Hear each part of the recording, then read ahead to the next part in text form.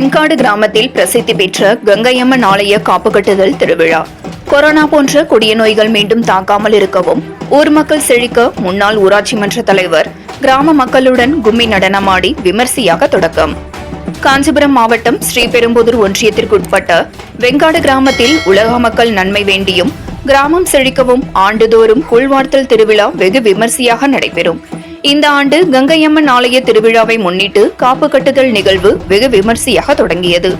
இந்நிகழ்வில் கிராமம் செழிக்கவும் கொரோனா போன்ற கொடிய நோய்கள் மீண்டும் வராமல் இருக்கவும் ஊர் மக்களின் வளர்ச்சிக்காகவும் முன்னாள் ஊராட்சி மன்ற தலைவரும் வெங்காடு ஏரிநீர் பாசன சங்க தலைவருமான வெங்காடு உலகநாதன் அவர்கள் கிராம பொதுமக்களுடன் கும்மி நடனமாடி கங்கை அம்மனிடம் சிறப்பு வேண்டுதல் மேற்கொண்டார்.